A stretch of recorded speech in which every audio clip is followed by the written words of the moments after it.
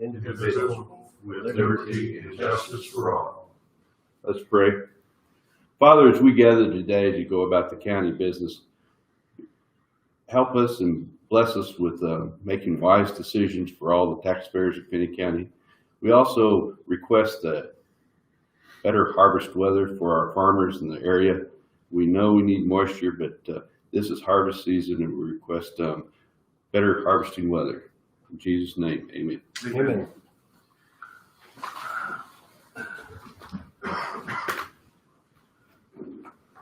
First off, let's approve our agenda, fellas. Any additions or corrections? Mr. Chairman, there were corrected minutes, and I'll move to approve the agenda. Yes, published. Second. Been moved and seconded to approve the agenda for the meeting. All those in favor say aye. Aye. I have no particular comments today, other than the fact that if you have not filled out your census, please do so. We're kind of getting into the short rows of that. Very important to the county for those out in the public who might be listening today. I'm sure you all have, but if you have not, please do so. All right, consent agenda. Mr. Chairman, Dr. Clifford, I'll move to approve the consent agenda. Second. Been moved and seconded. All those in favor say aye. Aye. Aye. Motion is carried. Public comment. Anybody in the room that has anything to offer that is not on the agenda? Seeing none, we're just blowing right through this, folks. Appreciate it. First item on the business items is annexation request for Jenny Barker Road right-of-way, and I see Melissa. Good morning. Morning. So what we bring before you is to consider and approve a request and consent to annex 7.09 acres of public right-of-way on Jenny Barker Road, north of Shulman Crossing to south of Mary Street. There is a map provided in your exhibits. In 2017, a 0.30% sales tax fund was created to fund several projects around the city. One of these projects was to transition Jenny Barker Road between Shulman Avenue and K156 or Mary Street from a 2-lane rural road to a 3-lane urban road with sidewalks and a center lane for left turns. The road will be developed according to city standards and will be maintained by the city. However, this stretch of Jenny Barker Road is under county jurisdiction. This request and consent will allow for the city to annex this right away. The alternatives before you, you may approve the attached request and consent for annexation, or you may not approve the attached request and consent for annexation. Staff recommends alternative 1, and there is no fiscal or policy impact. I can answer any questions. Guys? What would happen if we don't approve it? I have a question, Mr. Chairman. Why didn't the city want to take that over about 20 years ago? I'm sorry to report that I was not here at that time. However, I could investigate that question for you, Commissioner Jones. I would offer the motion to approve the request for annexation. This is just for the road Just right away in bed itself, 7 right? feet wide or something like that. Yes. Do I hear a second? I'll second. Any further discussion? We surely can't let Melissa off this easy. If so, all in favor say aye. Aye. Aye. Motion has carried. Thank you, Commissioners.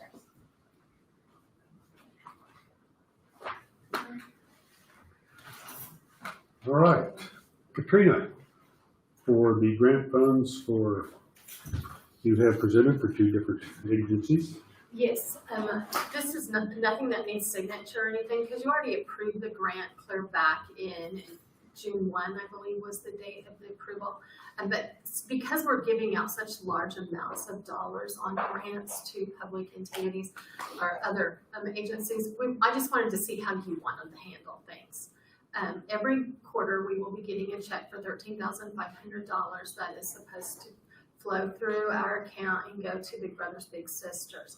The grant is to help juvenile offenders and their families, and Big Brothers Big Sisters will work with the juvenile offenders and their siblings of juvenile offenders to try to get them mentors to try to help those siblings not get involved in the juvenile justice field and to help.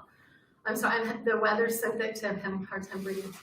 And to be able to help the juvenile offender have a mentor to where maybe then they won't be in so much trouble down the road.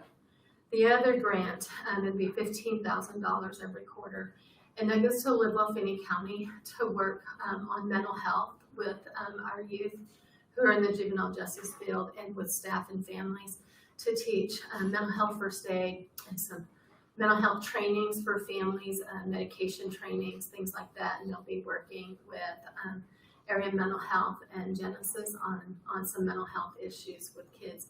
I just didn't know how you wanted me to do that, since they are large checks that will be going out every quarter.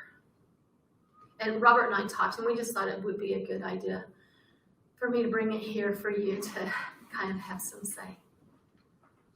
Do you have a comment? Well, I saw in the agreements there's an audit requirement, and in your absence, who will be overseeing the audit? Who will receive that report?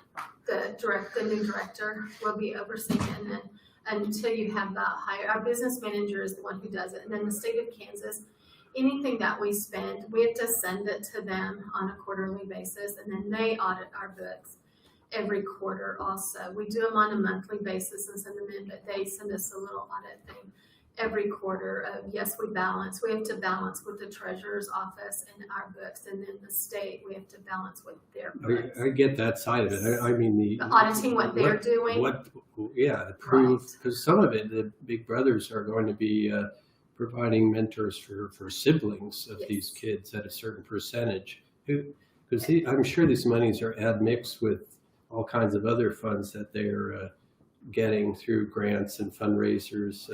So how is that followed? Every quarter, they have to report to the Juvenile Correctional Advisory Board, of which the sheriff is our chair and the chief of police is our vice chair, and they have to bring in their paperwork or send it to us quarterly, because right now we're just doing Zoom meetings, so that they're presented to them so that we see how they're spending those dollars.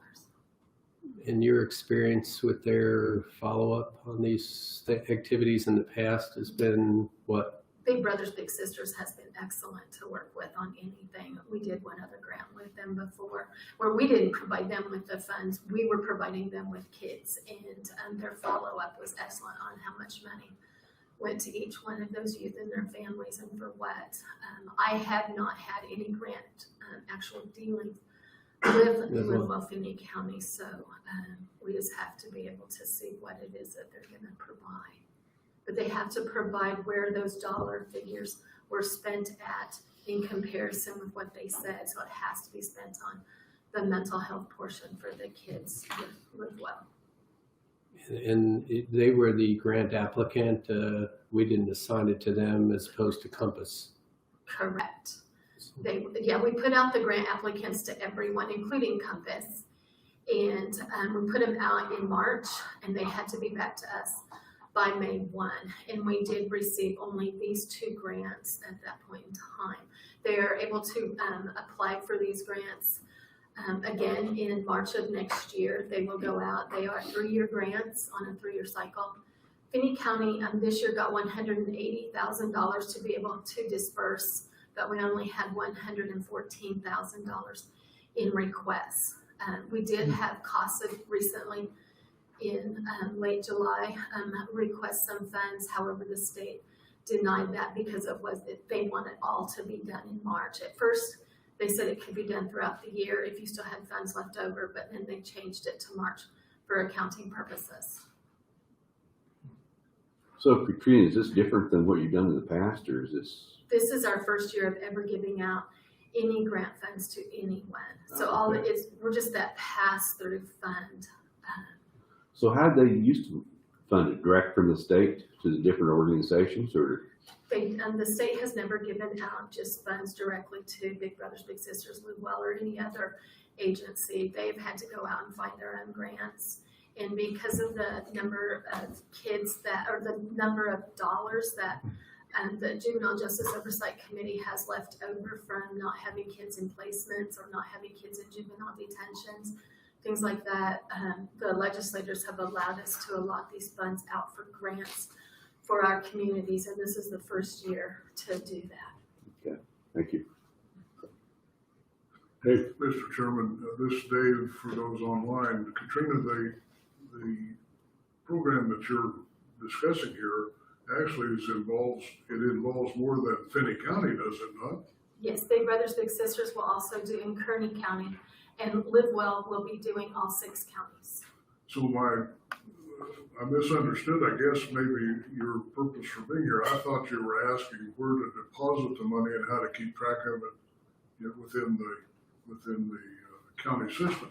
That's not your question, though. No, I'm just needing to know if you want this to be presented to you every quarter, and I really kind of wanted to give you that information that we're going to be writing those big checks every quarter when those funds come in for those agencies. We will be putting out those checks. And so I didn't know if you wanted it to be presented to you every quarter or how you as a board would like this to be handled. Well, my kind of final question, how frequently does your council for the Southwest Kansas, whatever its correct title is, how frequently are they going to meet to review this? Are they meeting quarterly? Yes, we have a quarter, that's by statute, we have a quarterly meeting. The last one was on Zoom and this one will be on Zoom, and it's actually next week. Then I guess my suggestion to consider would be after they meet, can we then receive a set of their minutes so we know what they did and whether it met their approval? Would that make sense? Sure. Okay, thank you. is that a consensus, guys? Just Yeah, that'd be fine. send out the minutes of that particular quarterly meeting. That goes to Robert, he can ship them on out. So, thank you. Okay, thank you. You're kind of a short termer, aren't you? I am 3 weeks tomorrow. Well, Mr. Chairman, a point of order, does this require action then to approve payment of these funds? Do not know. Probably wouldn't hurt to have a motion. It was, Say, I'm sorry, Ms. it's in your accounts payable today to approve the Okay. disbursement. Does this need to be as a form of a motion? No, if you've approved your AP today, it's included in that. Okay, thanks. All right, looks like we're ready to move into the Spark Grant discussion, general update. I think Jeff's on the phone. Is Jeff, are you there, sir? I'm here. How are you all this morning? Good, good. Little weather change out here, but that's good. I saw that was pretty drastic, so I can only imagine how that was. So, but I appreciate your time this morning. I think from a Spark Grant perspective, I'm happy to report that we received feedback from the state of Kansas.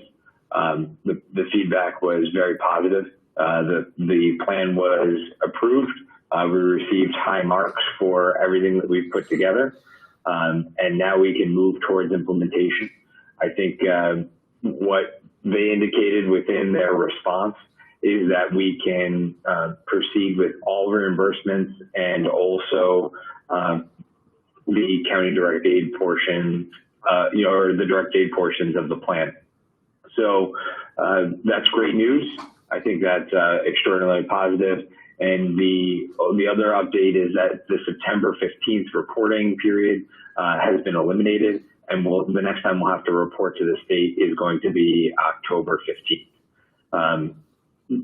I know there was some discussion previously with some of the entities that will end up being reimbursed. That we initially thought that it was going to have to wait until after the September 15th approval, but based on this, the document we received on Friday, we can begin to reimburse entities as soon as everything is properly audited and documented that they've completed qualifying expenses. So that's good and able to move forward. Last week, I met with staff and two commissioners to review kind of the direct aid adjustments. The county is forgoing some of their planned expenditures under the direct aid plan to make more dollars available from a reimbursement perspective, which is beneficial overall to everybody in the county.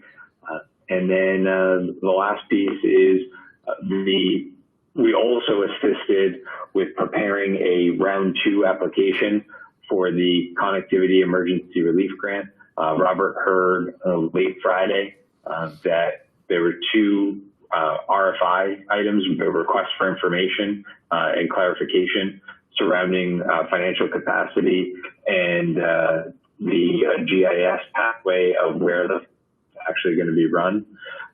So that's actually really positive. We viewed that as a positive that Finney County is still in the run for those grant dollars. What that means is that if you're awarded, instead of having to take out the money for the county fiber project out of the Spark Round 1 opportunity, we can shift those funds onto the Connectivity Emergency Relief Grant, and make more money available for the community overall. So pending any questions, that's kind of the quick overview and update.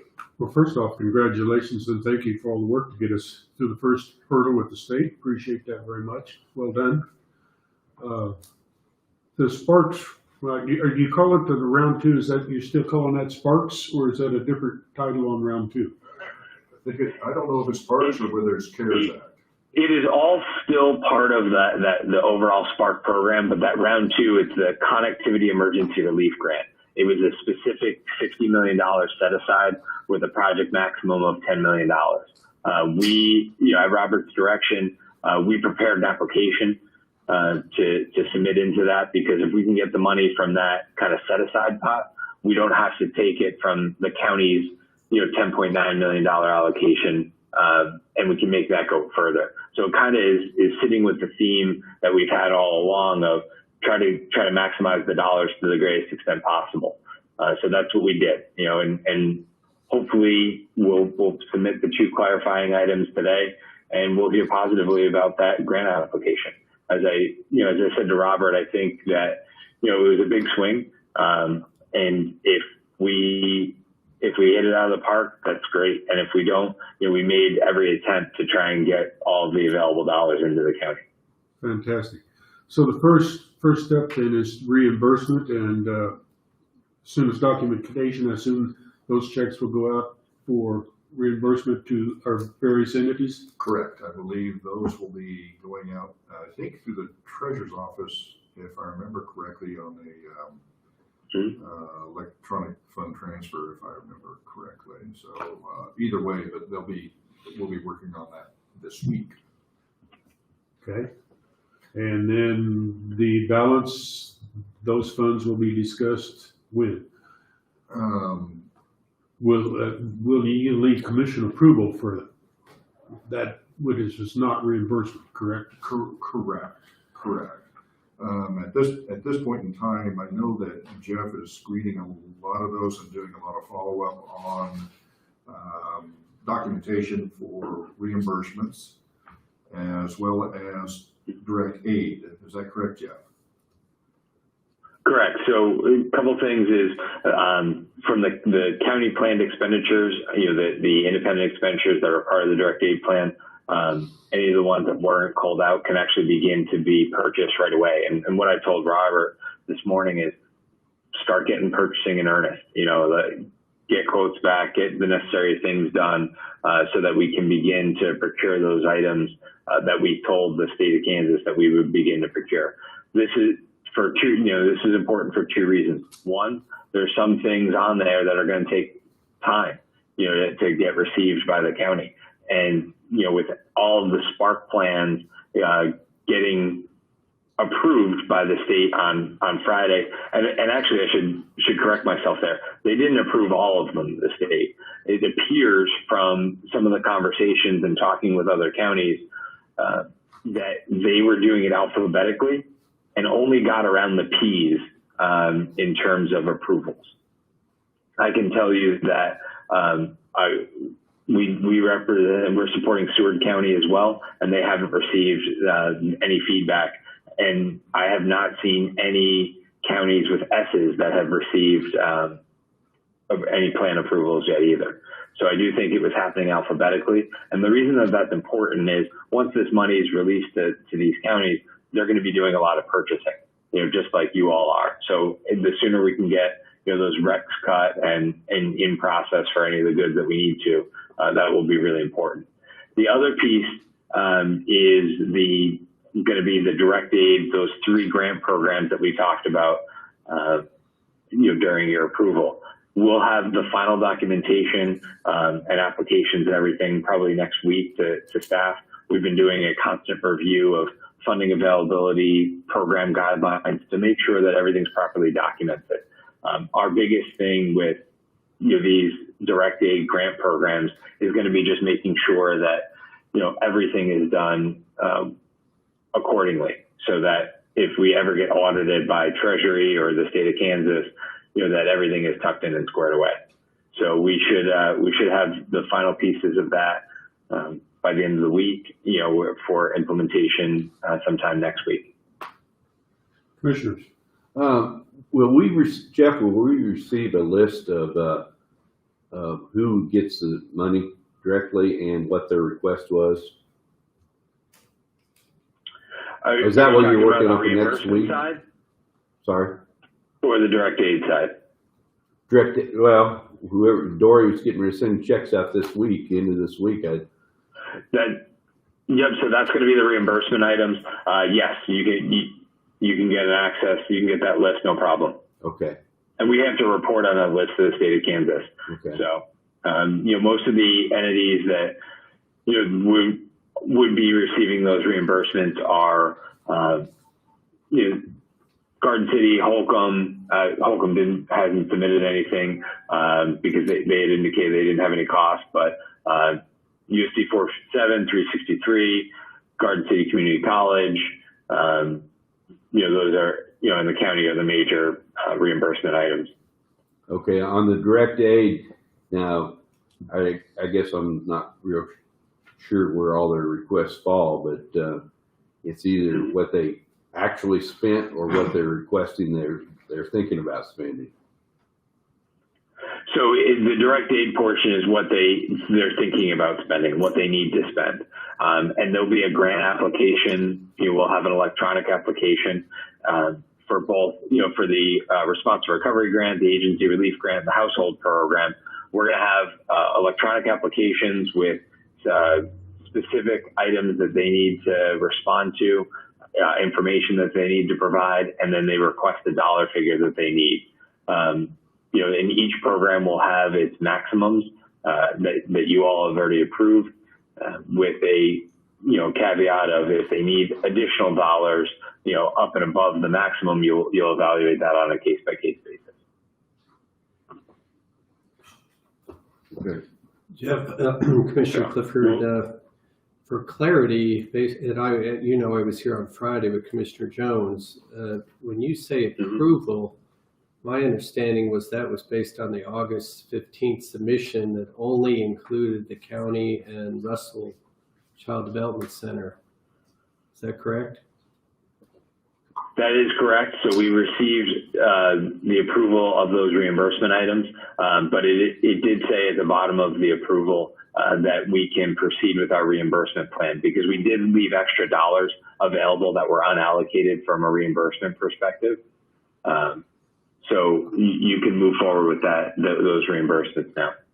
Just so the commissioners aren't blindsided by other public officials and citizens, for instance, the college has a $500,000 ask for a network switch. My understanding on Friday was that hasn't been submitted or approved yet. Do we have a local authority to approve that, or is that yet to go through the portal to the state for approval? So you have local authority to approve that now, because that's part of the plan. So, and specifically, Dr. Clifford, in regards to the network switch, that was one where that's going to have to come out of the direct aid portion. So that will come out of, the response to recovery grant likely, and you have a $2 million pot there. And what Garden City Community College is going to have to do is request that, and request that, they're a perfect example of, an entity that needs in excess of what the program maximum is to deal with that network switch item. So if they'll put a request in, they'll put it in for $501,000, and that's something that you all can approve later on. But we can't treat that as a reimbursement because, you know, the majority of their costs that they're incurred are past that July 31 deadline. Dave. Jeff, will you be working with them on that application then? Yeah. So what we're going to do is within the plan that the state approved is we also called for some outreach coordinators. And these individuals will go out and work directly with the different entities, the businesses, the households, you know, to help kind of identify people that need to apply and sit with them and apply. And our staff will help train those personnel. We'll also, you know, for the community college, Dr. Ruda and Carla, I've been in very close contact with them. We met last week to review some of their items. And also make sure that they were pursuing FEMA public assistance.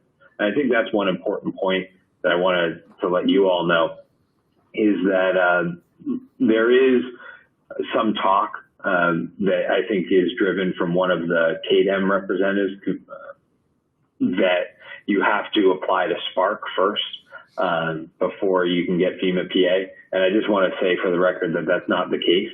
Actually, FEMA even further clarified it on September 1st. They indicated in their interim guidance that you don't have to apply to FEMA first. You just need to make sure that, you know, obviously if you had insurance for any of these items for coronavirus, that's got to be met.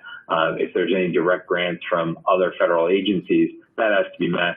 But because of the amount of funding that's out there, you have flexibility to choose what grant program you apply to first.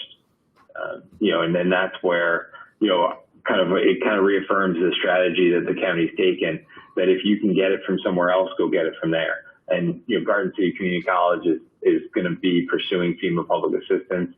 Met with them and met with actually Garden City as well to review their FEMA public assistance application, you know, and kind of how we can, you know, how they can get those dollars in as well. Mr. Chairman, this day for those online, I'm going to make a point that I have some frustration. And that is, I just heard two commissioners ask a question I've asked at least a couple of times before. Can we please have a list of who is asking for funds and how much? And I still don't have it. We're sitting here, I'm going to aim my frustration respectfully to you, Robert. Can you see that we can get that information so we have some clue of what we're really talking about? We're talking in generic terms here until we can see who is on the wish list and what are they wishing for. So my point. Okay. So, Commissioner, if I can add in, there are some things that haven't yet been requested. So that you know, they've just verbally said some of these items. They haven't been requested yet because those programs have not come up. Well, our trouble, though, Jeff, is that we hear outside of this meeting from board members from, I won't name them, I don't want to embarrass them, but from other boards saying, hey, we're not in the loop. We don't know where we are. Well, I for sure don't, because I don't know what they've asked for or who's on that list. So, again, all I can state is I'm frustrated at this point trying to understand what we're being asked to act upon. Thank you. Jeff, I guess I'll follow up. I guess I'm not going to follow up. I'm going to summarize. It would appear that the commission would also like to see a list of reimbursements, who's getting it and for how much. I believe that would be summarized. What? Yes, sir. We can have that. Okay. Yes, sir. We can have that for you today. Okay. All right, thank you. All right. Further information, Jeff, we need, or further questions from the commission? So, a question. We have two proposals for the fiber plan today in our agenda. So we can proceed. We don't know exactly where the funds are coming from yet for that, but we can proceed with the bidding process. Correct. Okay. And to summarize that one, if we can get the fiber project put under phase 2 that does free up a considerable amount of money back into phase one. So hopefully we'll meet the parameters. And is it the state we have to keep happy on this fiber project in phase two, or is it a federal? Rule. It meets the state's guidelines within their phase two Okay. program. Okay. And that you and Jeff need to get that done today, correct? That is something that we're supposed to have done by the end of the day today. The request went out over the weekend. So that would free up that money back into the Sparks plan, correct? To the county's Yeah. portion of it. Portion of it. Okay. That's correct. That'd be a big win. Yes.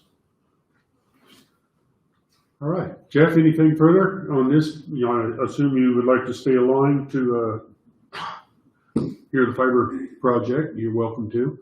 But Nothing further from me, Commissioner. Jeff, thank you. I appreciate your indulgence. yes, thank you very much, Jeff. Okay. Let's move on into the fiber project bid presentation then. And I see Doug has assumed the position at the microphone. Yes, there was 2 very qualified responses to the RFP. On the point system, they were nearly equal. There was no real deciding factor either way for either of them. However, with some more recent information, I think one of them more qualifies for what the state is asking for to qualify for round 2 funds. So we may be looking to them a little bit more. Would that be correct? That's correct. In summary, on the 2 proposals, we had, within your packet, you recall that you saw a proposal from Decker and Idea Tech. Both of them very qualified companies. One of them, Decker, is a company that I believe the county has worked with before and has a certain comfort level with it. As Doug pointed out, on the scoring system, there appeared to be very similar as far as the total in scoring.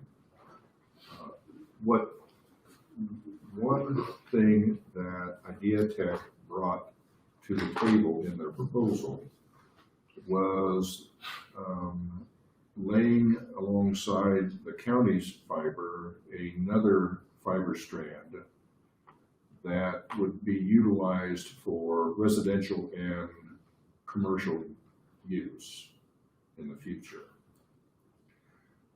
As you recall, our application for the state phase 2 plan requested that applications look for having a greater impact in the community. Because of Idea Tech's presentation, if you will, in the response, it comes closer to meeting those guidelines at which the state is looking for in that phase 2 funding. Once again, because of the fact that they are both qualified and the ranking was very similar, I think this gives a new light on consideration for Idea Tech and perhaps utilizing them. I know that initially county staff recommended Decker. Once again, very close, but I think their prior history with working with them is helped move them for the recommendation. But because, once again, over the weekend, we received additional information, the Idea Tech should have some consideration from the Board of County Commissioners for this project. Once again, they would be putting in fiber in addition to ours that would serve the community even more than what the initial RFP requested. Then in addition to that, if we allow them to lay their fiber line along ours that they would provide additional discount to their proposal, plus service our fiber over the next 10 years approximately. Servicing means if there's a break in the fiber from accidental digging or whatever the case may be, with their fiber laying in alongside of it, they're going to fix theirs as well as ours. So that to us had an appeal as well. Thoughts, questions? I'm going to clarify in my mind, our original fiber project, that was not for the general public per se, but it was for government agencies such as schools, city, county, and not general business or home. Correct. And even if Ideatech were to lay the fiber for us, our part of the network would still be the same. It would be functionally open to those same entities. The Ideatech line that is a separate fiber entirely would be the one that would be possibly for consumption, for public consumption. Okay. Quick question. Go ahead. I'll go Dave First first. question, are laying these lines, I understood initially these were to be in a conduit. Yes, So the two lines are gonna go down through the same conduit. they are proposing two separate conduits to be one privately owned by Finney County with our fiber, one privately owned by Ideatech with their fiber. They will be in the same trench. They'll be touching each other right next to each other in the same dig. I don't know how expensive that conduit is, but it looks like you could have a savings by putting both of them in the same shelf. The conduit is not the expensive part of this, and increasing size is virtually identical to laying another of the same size. Thank you. Larry? Question, this appears to me that what we're doing is benefiting a commercial enterprise over another bid because they're looking at it as, you know, they're going to have, they're gaining access and right of way through us without having to go through all the hoops of a private enterprise coming in and say, well, we want to extend fiber everywhere. This way they can get it all done at once. I don't know if Decker was given the opportunity to do the same thing or if they were even interested in doing the same thing. Decker is a contractor solely. Okay. They have no interest in ISP activities. So these guys are not only contractors, but they also want to run a commercial enterprise off of it. Ideatech is both. They have access to contractors to bury the fiber, plus they are an ISP and have interest long term. Okay.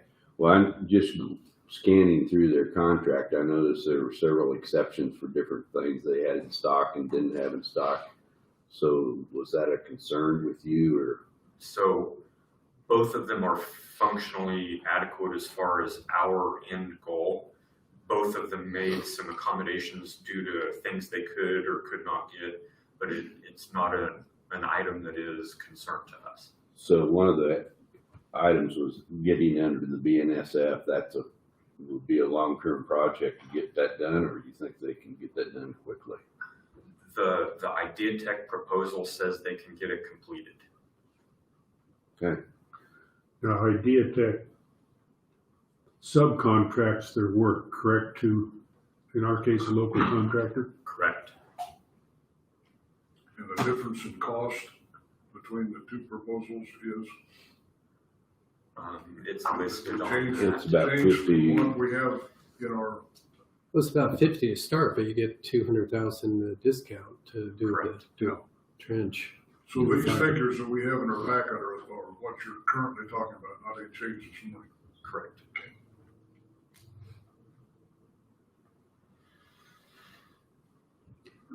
Well, it makes a lot of sense to me to just dig once and put in multiple fibers for redundancy or for future use. We may be going to Ideatech to use some of their bandwidth for our purposes. Well, I think as a community service, we benefit our taxpayers more if they do have access. I agree. I think you just need to be clear that, you know, this is a commercial enterprise we're subsidizing here. We won't be faulted for competing against a private enterprise somewhere else. Will we? That rock will probably come, yeah.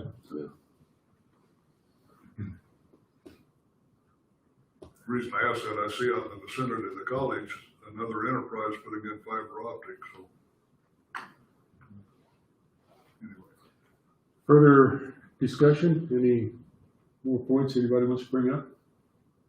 Mr. Chairman, Dr. Clifford, I'll move to accept the bid from Ideatech, amount of $1.5935 million, with the option for the $200,000 discount being accepted for joint trenching. Do we have a motion? Do we have a second? I'll second. Any further discussion? All those in favor of the motion to grant this project to Ideatech, say aye. Aye. Aye. Opposed? Motion unanimous. Well Well done. Get it rolling. Get some trenches working. Yeah. You have a young lady sitting on the front row with a smile on her face, would she be with Ideatech by any chance? Yes, I am, but I do. I just didn't want to say anything because it looked like things were going our way. Would you like to make a comment today then? Now, that motion has been passed. Sure.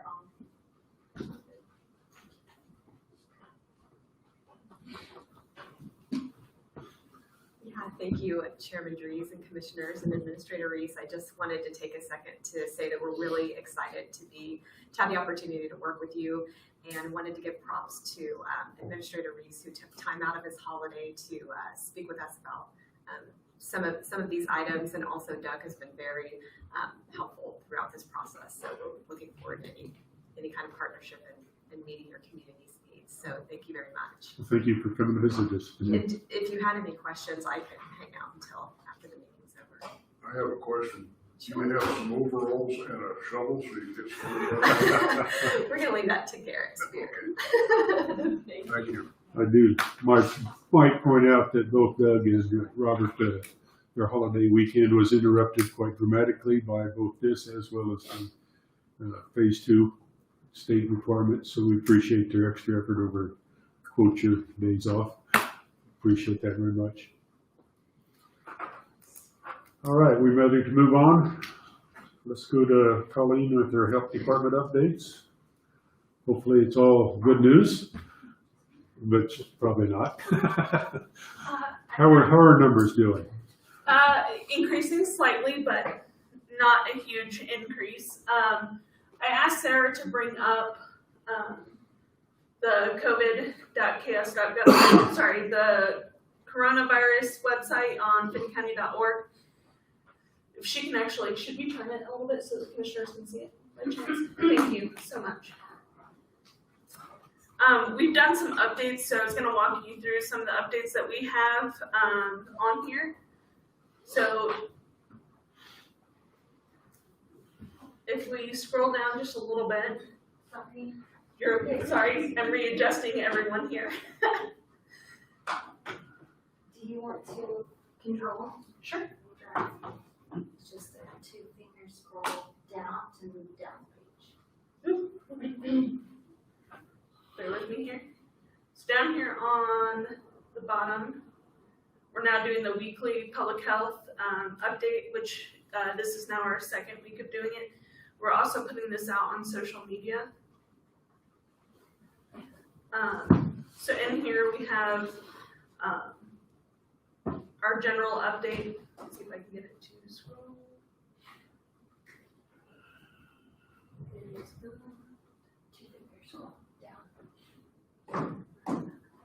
Okay, sorry. So in here we do like a general summary of how many, the total number of positives, pending, and fatalities. And then we started doing these graphs. Sorry, trying to get used to this. So positivity rate, as you can see, we did have that. It was about, I think it was 27% increase back in July. We were at 13% consistently for 2 weeks, and now we did go up to 20%. I'm waiting for the rest of the previous week's, so last week's results to pen out before I'll know what the positivity rate was for last week. Typically, we'll have that by Thursday or Friday of the following week, just so that we can still track our progress and you also can see the trend lines there. Positive cases by day. The one thing that you'll also note on here, we take out the weekend dates because otherwise this graph looks even crazier. Because we have zeros over the weekends, so we omit the weekend dates. We did have that increase of several positives there on the 24th, 15 in total, and we've had a slight increase over the last week. Still expecting that to probably increase. You can see that the trend line has leveled out quite a bit there as well. Sorry, hospitalizations, pretty consistent, but it's been a decrease.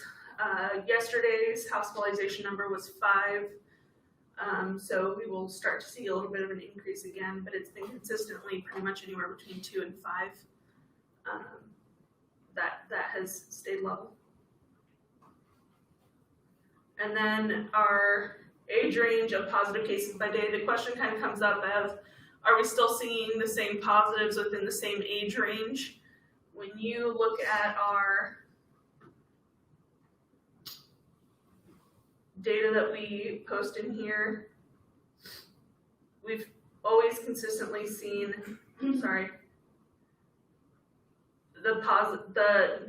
the highest number in the 20 to 34 range age group has consistently been the highest, although you see that these two are the second and third highest here. Well, that age range It's a huge age range. in our We county. align this with KDHE, so KDHE reports on the same date range or age ranges. So we keep it consistent with KDHE and how they report. That is the greatest percent of our population is in that range. Sure. It's also the more social group, it's more than the ones out going do well. On your graphs, Colleen, to me, the weekly average seems to be, in my mind, what we need to look at because of the way the tests are sent in to KDHE when they come back, the daily thing can get screwed kind of wacky, can't it? Right. So the positivity rate is a really great indicator that we've always very consistently tracked, because you're looking at what percentage of your sample group that are coming out positive. When we saw our highest influx back mid-May, our positivity rate was all the way up to 62%. So seeing how much we're lowered down into that 10 to 20 range is a pretty good consistent indicator of how COVID-19 is impacting our community. What I'll also say is, so this is a newer post that we are doing weekly now. We're also putting out on social media. We did have several requests to have kind of a weekly summary on there along with the graphs. So it does get posted to our finneycounty.org site and then social media. What we are also doing is several county health departments across the state are also collaborating with their GIS department to do a little bit more of like a dashboard. We met with Trey this past Thursday, and we're currently looking into that opportunity to see if that will work out well for us to kind of have a little bit different of a dashboard manipulation on how we exhibit that data. Consistent across the state, of course, with other health departments that have switched over to that platform. Testing number-wise, seen a slight increase, about 15% increase over the last 3 weeks in testing rates, but still going really well at the health department in the drive-up method that we've been utilizing. Weekly, usually on Fridays, we'll meet with both school districts and then Catholic schools. What we do is we take this data as well as the other gating criteria for schools. We meet, we convene, I hand over the data, review it with the school districts, and then the school districts use that data to inform their decisions on their levels for the following week for school. Then on Mondays, we meet with the school districts to review athletics. So we review their traveling schedule for the following week on that Monday. We look at the trends. So KDHE has released on covid.ks.gov school gating criteria and testing rates specific to schools. So we use that data to look at increasing or decreasing trends in the other communities, as well as their positivity rates, and we compare it to theirs, to ours. And then, as you all know, I believe, we have posted the position for our COVID response team to hire on to 6 grant-funded positions to manage COVID-19 response. They would be working to do the COVID-19 testing, investigations, contact tracing, vaccination if there is ever a vaccine available here, but a whole group that would manage the response so that we can continue to offer full services at the health department as well. I might bring out one point you mentioned with the school district. You're strictly in an advisory capacity to the school district, is that correct? Absolutely. I take the data and I offer it to them. It is a collaborative approach. Thank you. Dave? A couple of questions for you. The 6 positions you're filling, Yes, sir. are those going to be full-time temporary, or they're Full-time temporary, yes, sir. okay? And then Dr. Norman, seen on TV every now and then, espousing the idea that at least at the state level, they'd like to see the release of cluster locations. I don't know, how do you feel about that? That would be helpful for a commissioner to know that, hey, it was a birthday party, as you told us one day, that caused a splash or whatever. Sure. So we have a general idea of what types of events we are possibly seeing some infections traced back to. The state did release that they will be announcing outbreaks and clusters. Those determinations are made by the state. So anytime that there is an outbreak determined or a cluster determined, it's evaluated and assessed by KDHE to make that determination. You probably have some influence on their announcement for things out here, though, do you not? I would not say that, no. No, you wouldn't. Okay. I would not. All right. Thank you. Okay, Larry? Colleen, I've noticed there's a new test available that I saw on one of the business channels that is rapid test. It's 97% accurate, only costs $5. Is that going to be available to everybody, or is that just pretty limited? Right now, supply and demand is everything. We, with grant funding, are looking into the opportunities of purchasing more rapid machines. The 3 rapid machines that we currently own are lent to us from KDHE. We're still looking out 6 weeks. Okay. That's if you can get a call back from a company. Testing kits are pretty expensive. One of the things that we have been looking into for availability is saliva testing. We would love to have that opportunity here. So that's something that we're trying to look into right now. Second question, is your flu vaccinations available yet, or is when? After October 1st. Okay. Yep. So for flu vaccines, we wait until October, mainly because we want to ensure that the efficacy lasts you for the whole flu season. Okay. So we typically don't recommend flu vaccination until October 1st. Well, I just noticed a few signs popping up. Sure. Flu. Yes. Yes. We are booking several on-site flu clinics. You might have Sarah put that on the on your website. Sure. Or it may be already there. I just have a look. In a couple of meetings, Mr. Chairman, we need to invite her to come back with a nurse with a syringe and demonstrate how those flu shots are given on commissioners. You know, Larry and I have had that joy in a public session before. Mm-hmm. I heard a rumor about that. Yes, the previous director came and made you take them. Yeah, it has happened. That is true. It just happened. Okay. You have a moment for a little bit of inside humor out of all of this testing. I saw on TV where an elderly couple in their 70s or past went to to be tested, and they filled out all the paperwork getting ready for a test, but the test folks were slow, and so the old couple left to go have lunch. Went home, forgot about it. 5 days later, they got a result back that they were both positive. That was in California. That supposedly actually happened. I believe there are some potential lessons to be learned from other drive-through facilities when that happens. It's part of the reason why we do a verification of identity at every single stop. So that if somebody leaves within the middle of the lane, then you're verifying the identity with the testing. Keep up the good work. Thank you, appreciate it. Just a minute, Colleen. Colleen, Yes, sir. certain health officers around the state have limited crowd sizes. I understand we still don't have a limit. So in discussion with the school system, we have a game this Friday. Is there a cap on their crowd, or do you know what they decided internally? I'm trying to remember. Drew Tone gave me some numbers this past Friday when we did an athletics, but So they've decided to. they have specific numbers. Somebody said 25% of the normal capacity.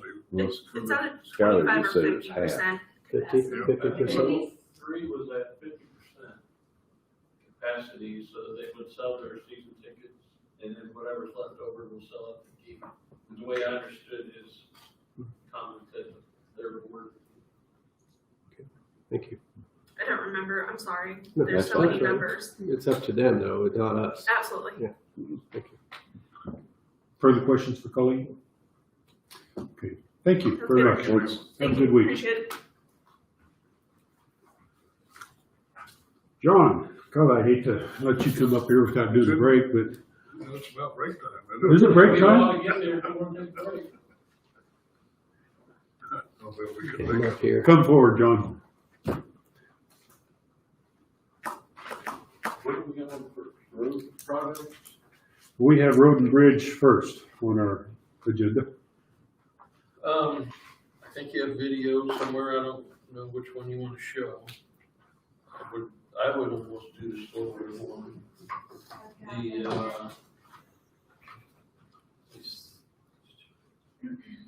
Do the south to north first There's two of with without the times two. Yeah. How fast you want to go through it? oh, hold on, let me get the back down. So this one's gonna start at the south end at Shulman, and head north. You all see that? Yep. The utility trench, I think, is all completed. The utility companies are now starting to pull their cable through the conduits in the trench. And you'll see, I think when this was done, Dig Construction was out there, maybe some of Zayo finishing up, pulling their lines and getting across the road and doing that. So they have till the 18th to get their lines off the pole, so the city can come in and take theirs down, take the poles down afterwards. So that's all going underground, the power and all that? Well, there won't be any power there. They rerouted, that's the part they rerouted along Mary farmland Okay. and down to the highway. If you can see this part. I think that is. So. Yep. These are still just utility companies pulling their cables through the conduit and then bored under the road to tie into whatever poles were there in T-Bone. They have been, the video doesn't show the retention pond. It's pretty much to depth. They may have a little bit further to go, but they're down to the sand where they need to be. And they've been hauling off any of the waste material.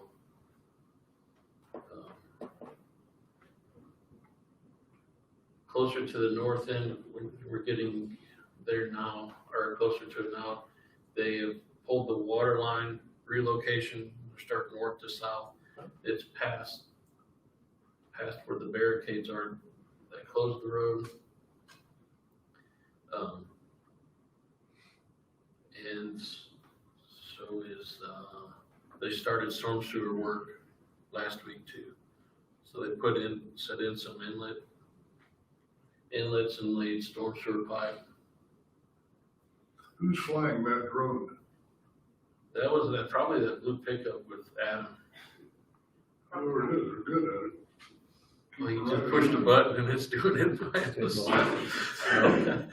I don't think he had any, it wasn't manual control. So this is the north end where all the housing is. From there on, it's been closed since the beginning of the project. Next week, maybe later this week or next week, the plan is to start removing the rest of the pavement from there north, and start grading that section of the roadway. They've started moving the black pipe as our storm sewer. John, the field on the west or the left of the screen, when I looked at the zoning we approved earlier, that's still county, that field there, is that correct? Yes, sir. On both sides right there. That's No, county. the right side was city, No, pretty sure. this part right here is the city. That's Chapel's ground. That's the Right, city. but that, And now the west side is Fancher, I believe. John, question, since we're doing all this, and we just approved a big fiber project, if the future fire station's out there with an EMS station in it, will we be able to hook our fiber into that new EMS station? I believe there's an extra conduit or two in the trench to do that. so we do have conduit in the trench, I or believe so. will have? Famous last words when we get ready to do it. Somebody will say it was there. That's what they tell me. There's supposed to be an extra one or two conduit in there. We just went over the old Walmart ditch crossing, and we're approaching the new one. And all this ditch on the left side will be filled up. Well, they really straightened that out, didn't Yeah, it just went straight across with a new cast-in-place box. They got their inlets or their drains going into the ditch from there. They have some finish up grading yet to do to there and to the tie into DD2, and then the seeder will come in and start seeding the ditches and lining them. And that's pretty much then the north end, the rest of the project right there. We're looking at the power line. Does the new substation have to be operational before this is removed, or not necessarily? The No, this substation is on the other city. side of Mary Street? This is cities here, so it won't, I don't know where that comes from. But I don't think so, because they'll start taking that down on the 18th, or that week, next week. they? What substation on the north side of 156? Yeah, but we approved one 2 miles further north. But the city bought the one on the north side. Well, that's not gonna go away? I don't think so.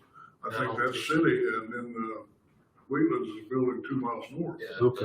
Okay. at the Rocky Road or Low Road, Rocky Road. So the one just right on Lawson Highway I didn't realize city bought it, but. I think so. It completes a little backup for their loop. Another? And the other one is, the other video is north to south.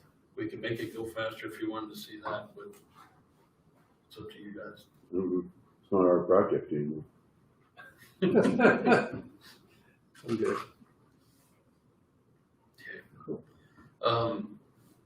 Not a whole lot of new news on farmland, still working on right of way, I didn't check last week to see where we were on how many have signed or got paid. What other projects we got? Out in the county, in those new culverts and so forth, are they installed before harvest, or is all that stuff done? especially around the water, the ditch, groundwater ditches that you were redoing? They're done, aren't they? No. No. Larry, can you help me with that? It was. Because I didn't see it. Okay. Well, I must have been mistaken, but. No culverts put Okay. unless they were entrance culverts. We haven't done it. We did finish our overlay project a couple weeks ago, if I didn't tell you that already. We're getting ready we're putting plans together, so hopefully by the end of the year, we'll get you, November, December, we'll get you a project for next year, which would be the 6 Mile Road, probably mill and overlay all of it. To help fix up what the trucks tore off on the detour. And from there, we'll have to relook at a couple things. I wanted to go down to Lear, but we may want to look at Old 83 again. Just depending on how well when we patch it, how well the patches hold up. Yeah. Unless you want to add anything else, other questions you have? There are stakes appearing on 83 around Southwind. Do you know what's going on there? I think it's just an overlay, mill and overlay, from where the big project's leaving off down south, come up and do the bypass and business route on 83. Just an overlay, unless it's for some other design work, but I think they've got all that and bought all that right away already.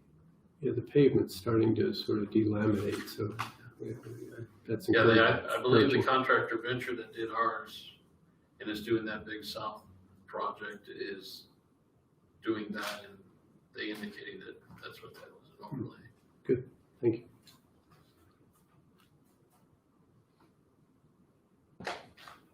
Any further thing for John on the road and bridge? Let's jump right into the sewer district number 3. My name got put on that, but I need help. You're not the sewer doctor? I had assistance on that. Well, this is as a result of our discussion during our public hearing of the annual budget. If you recall that we increased the mill levy on the sewer district number 3 by 2 mills. Initially, what was proposed on that was to increase it by approximately 7 mills in order to garner enough revenue to maintain a positive cash flow for operations, debt service, and equipment reserve major, if you recall, back in 2016. 2017, they had a major project that consumed 60,000 plus, if I remember correctly, in the expenditures for some blockage, if I remember correctly. As a result of the discussion, the Board of County Commissioners did authorize a 2 mil increase for that sewer district, and to revisit the fee schedule. Apparently it had been several years since that had been looked at.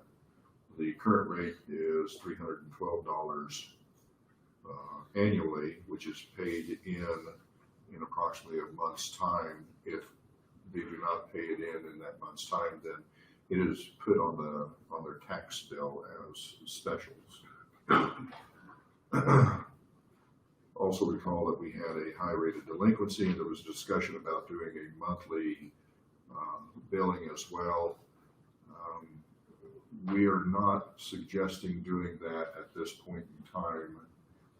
We want to allow a little bit of upfront time for us to do some outreach in regards to that type of a billing process.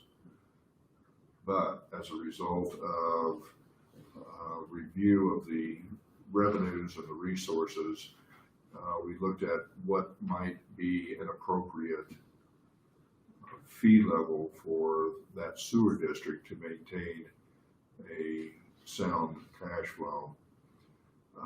With that, the recommendation was to go to a $400 annual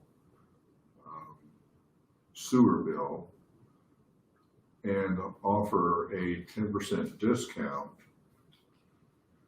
for that initial buy-in period. So those paying on an annual basis would pay $360 per year if, for whatever reason, they chose or did not pay during that discount period, if you will. Then a $400 assessment then would go onto their tax bill. Recall, we have an approximate shortfall of $15,000 to $17,000, and this is how we would make that up then. Any questions or concerns at this point? Quick question. The $312 goes to $400, but if they pay it, it's $360, but there's nothing in here about the monthly or the quarterly payments that we talked about. So what you're really saying is their bill went from $312 to $360, but if they don't get it paid, it's not $360, it's $400. Isn't that about the long and short? That's correct. In reviewing, looking at alternatives for monthly or quarterly payments, we feel we did not have enough lead time to go out and do outreach for the sewer district to initiate that. And that's something that we could look at for next year with a little bit more lead time. Well, I appreciate what you've done here to work this out, but I think it would be fair to tell those patrons that this year's schedule, next year it's going to go up again, because that's almost a certainty, is it not?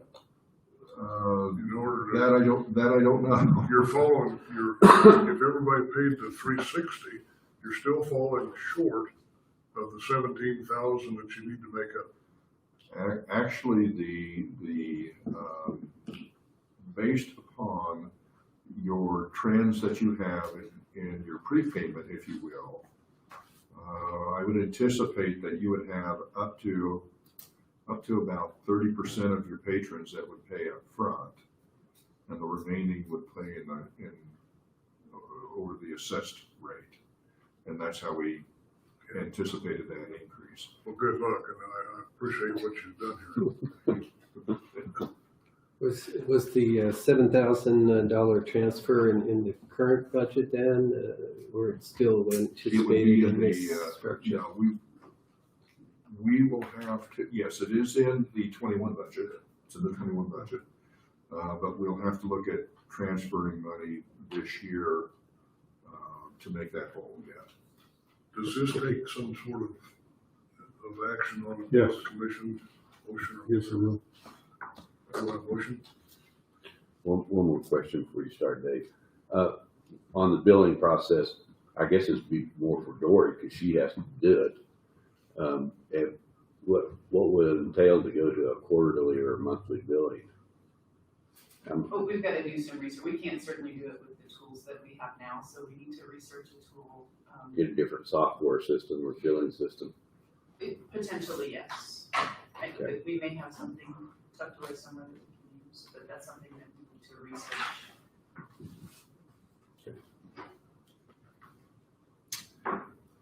Further questions before we move to a decision? I'm ready for you now, Dave, if you want to do it. You want a motion? I'm ready. Go ahead. I'll offer the motion of what we've talked about, that this rate change from 312, this is for calendar year 2021, correct? That's correct. That's the rate change from 312 to 360, and if they don't get it paid, it's going on their tax roll at 400. How about the $2 million increase too? No, you've already approved that. Okay. Yep. We already approved that.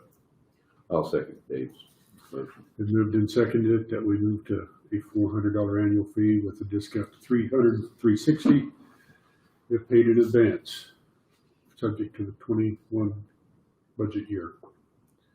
All in favor, say aye. Aye. Aye. Opposed? Motion carried. Thank you, John. Thank you. Thanks.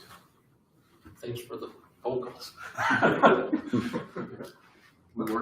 You okay, Dave? I need Yeah. Okay. Give me if you need a break or not. All right. Anything under board governance? Anybody have a report on that? Yeah. Yes? Okay. Robert, administrative updates.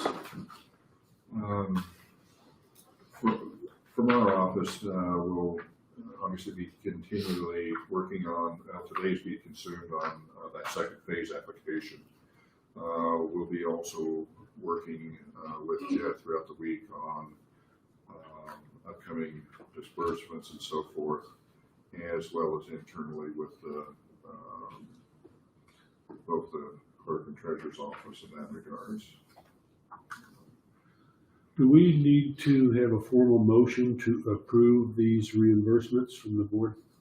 You probably should on that, just for clarity. So and I think we're waiting for an email from Jeff on the list as what you requested. And again, that's the list that we wanted to see. Do you guys want to see the list before we make the motion, or? Yeah, because we have no clue where we are now.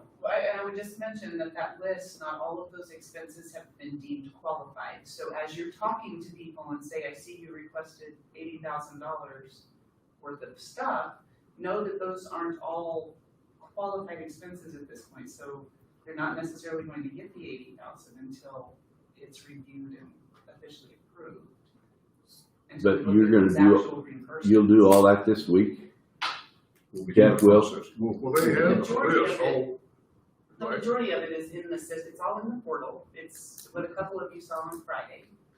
That's all in the portal. Everything has been submitted, just not all of them are qualified yet. So I would caution you when you look at that list and tell people things, be cautious what you tell them. Because what you see may I not be. haven't seen a list, so I can't do that. So when we get that to you. So we did see a lot of the detail on Friday, but what we're not bringing up here is that there will be more dollar requests than there will be dollars. Correct. And we need to be on the same page with Robert as to at which table that cutting gets decided.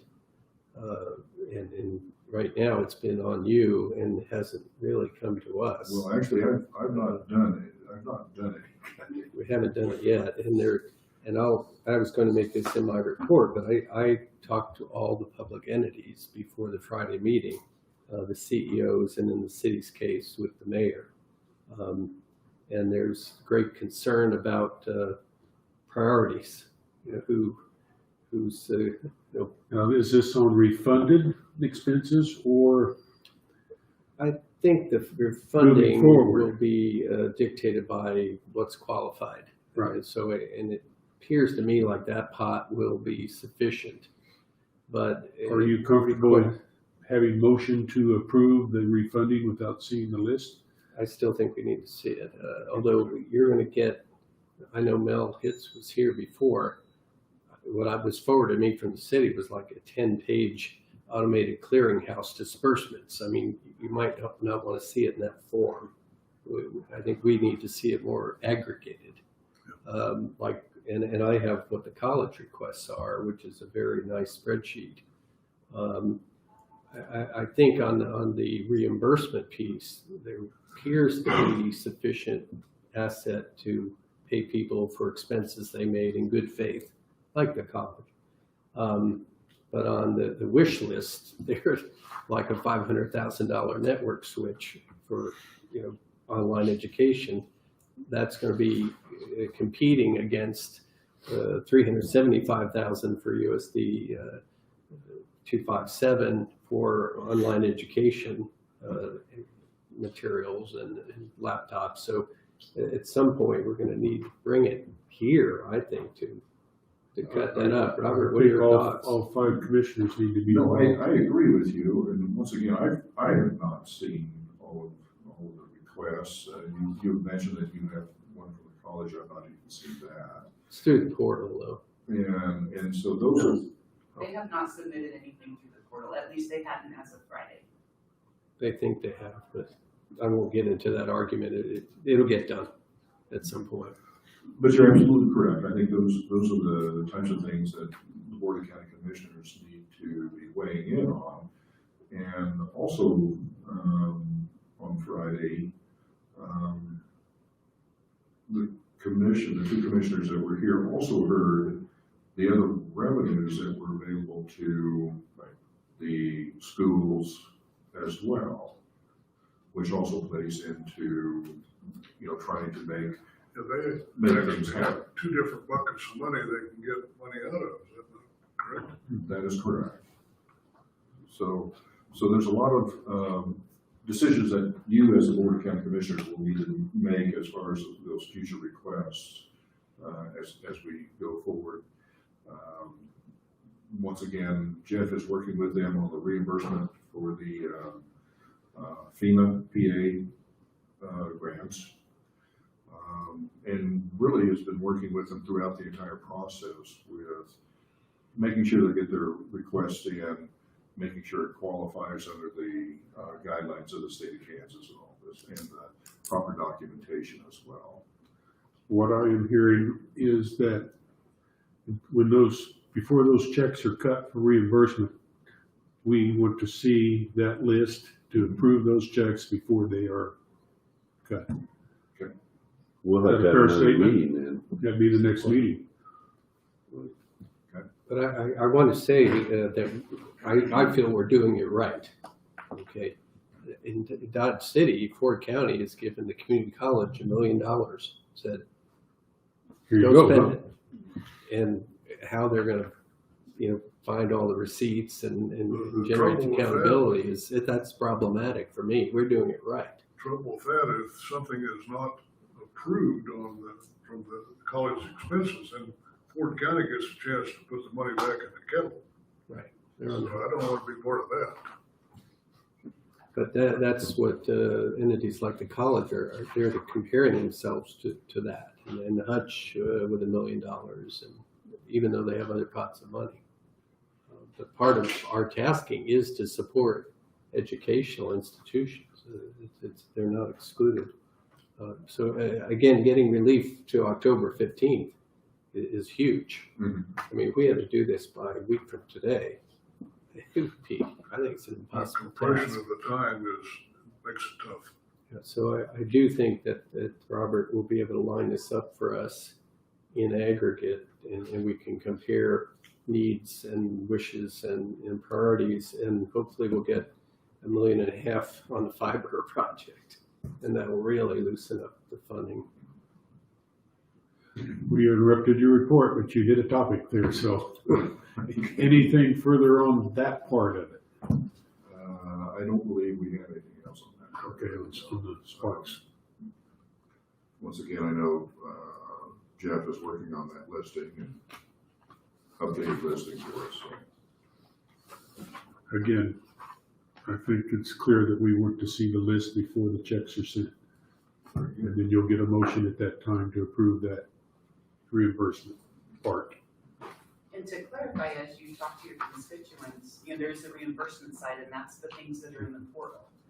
The other things that they haven't asked for yet, that's future spending, those they have to actually apply for grants. And that was the stuff on the right-hand side of that donut. So it's important to know that we don't have any of that data yet, because they haven't filled out an application yet. That's what Jeff was saying he would have done by the end of this week. So just so you can set expectations as you talk to people. Okay. Enough said? That's it. Okay. All right. Are you done? Certainly not.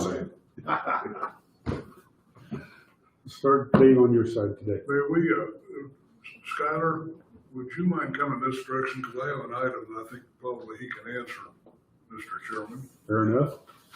And while he's Does coming, I'll Skylar tell you- know he's getting blindsided, or? No, he doesn't. But one of my items is I had a conversation with a person who's somewhat involved with the city of Garden City, saying, have you seen the architect's drawings of a fire station, EMS station? And I have not. We've asked for that, some information for some months. Have you seen any? The only thing that I have seen, and this is what we've been talking with Chief, Fire Chief about, is these are plans from, I think, like 2005. And we're still kind of working with, we're coming up, when we talk with Chief, he's like, come up with what you guys want. And then we'll get together with him and then we'll go through on the plans on that. Well, The only thing that I understand. have seen is just, I mean, is a square that says EMS. Yeah, I understand that there's an architect involved in drawing up a set of plans. And maybe we ought to have somebody at the table with a little bit of input into it. So I don't know who we need to turn to, Mr. County Administrator, give me a clue. Do we want to send you over to the city hall or somebody else to see if we can secure one of these drawings? Because I was told there's just a blank spot. Yep. Looks like maybe you could park a vehicle in it. Yeah, it's very, and even those plans themselves are old, even what they've done with the fire department, those are all very old plans. I have not seen any updated plans, and neither, and to my knowledge, neither has Chief Beatty on what they want to do with this beyond what was done. Like, I'm thinking 2005 or earlier. They're very old plans on that. But am I out of line in saying that we maybe ought to see what's? Oh, I agree completely. Do you get the feeling that the square footage you need is what the chief and agreed upon? It is not what we have there. And even Chief agrees. Is like, hey, you guys need more area.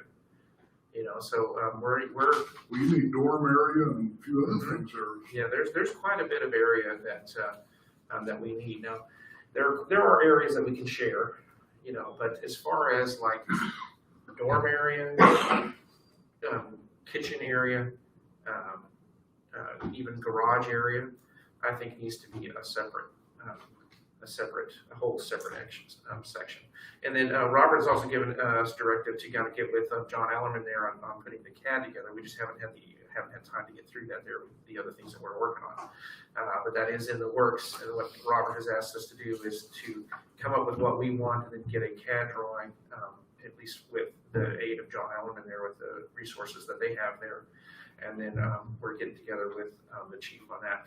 Now, I'm meeting with coming up here, we have a first responder meeting. It's here in the next couple days. It's with Chief Oods and Chief Beatty and myself and some other first responder agencies about what our plan is and how we want to proceed with the plan of providing those services for the county. Okay. Well, I didn't mean to catch you off. No, that's fine. No, yeah, that's definitely something that I'm kind of getting some other things out of the way first here, and then we're going to start making priority on that, is making sure that our voice is heard at that discussion. Because that was, when it was advertised as a joint station, and I am not going to be an afterthought or an asterisk on that. And from my perspective, on my limited time on the sales tax committee, that you're an afterthought. We are an afterthought on that. Yeah, that's the impression that I'm getting. Even the times that I've reached out to talk to him, I was kind of, I don't know, I was kind of afterthought. Commissioner Jones is correct. If they're going to start drawing this stuff, we need to be at the table. We need to be at the table. Fight for our footage. That's right. Well, There's plenty of space. What I was told is a former city commissioner who's an architect is drawing up the plans. So. I know that coffee buddy of mine, and I will follow up on that. Thank you, Scott. If he makes a mistake to show up at Friday coffee, he's going to have some questions. Okay, you want to Go ahead. my report, or you want me to be quiet? You have more? A little bit. He's busy. A couple meetings. I was invited to attend a meeting at Roger and John's shop on light fixtures that we will hear about for the LEC. It's a 15-year proposal. It has some interest and it has some concerns, but somewhere in the near future we'll be hearing from them, will we not? That's correct. I don't recall what date they had selected, but yes, they'll actually come down and make a presentation to the. Well, then this morning I had an email from Roger. I've not had a chance to read it yet, with a case study, if you will, from was it Monroe County, Indiana, or wherever that they put in this system. So we do have some information on our computers. Well, Dave, just to add on to you, I was reviewing the bills this morning, and the bills for LEC, the two separate bills we had totaled of $24,000. Which they shared with us at that meeting, that's running Yeah. 23, 24, 25,000 a month. And the rest of our buildings were right at 5,000, all of them put together. Larry, that has 1,463 light fixtures, and they took a picture and measurements of every one of those and what the wattage is, and the typical 4-foot tube fixture, and those, a lot of them have 3 tubes in them, they're 32-watt tubes. Those would be replaced under their proposal with 7-watt tubes. So that you can figure in a hurry, it's gonna save some money. But they come and install all the fixtures, if you will, free of charge. That's the wrong way to think of it, but that's essentially it. There's no upfront cost. They install them, they own the fixtures, but each month we write them a check for not quite $4,000 based on 9 cents a kilowatt hour that we're paying right now. About $4,000 a month, they get a check, and it's going to save us about a third of that. So, I mean, I don't want to get ahead of things. That's what we're going to be considering. So, anyway. Okay. And then had a Spark meeting, a couple of us were there that Jeff mentioned. And then the merry-go-round on a cement ready-mix plant, and I haven't heard back about, but we have some county folks concerned about an alternative to putting a ready-mix plant right next door to some residential property. And, but this is Klaus Ready-Mix needs to move off of their present property. And they are meeting this morning, or did meet at 9 o'clock with the city Board of Zoning Appeals to put it about where the Monfort plant burned up. That's now city property, of course, and if they get approval to put it there, then we don't need to worry about it going over on industrial roads. You don't think they're both gonna go in? No, Just the one? Yeah. Okay. Where is the one now? Well, where it is now is in an industrial park, but whoever owns the land, Victor is just renting the use of the land for this ready mix, and that land's been repurposed. He needs to get his ready mix plant off of it. So, anyway, that's my report. Thank you. Mine's pretty quick, just economic development monthly meeting. And then, Mr. Reese and I followed up with a special meeting with, both Bob and Tom about, maybe potential future funding for economic development. We followed that up on a Friday. And then Robert also clarified to them what their budget actually involved. And they were a little bit confused on that and got that all straightened out. Good. Nothing else. Okay. Had a Zoom meeting with JDC. Katrina and Robert was on it too. Fairly long meeting. Yeah. They've changed the rules and everything, and right now at the present, JDC is losing a lot of money for us, and we've got to change up some things. And also on the 14th, we have a walkthrough from the state, and hopefully we'll get. Could we still not have foster kids in there? No, it's not open yet. I thought we did this back in like March or February, an open house for that. Nope. Waiting on the state.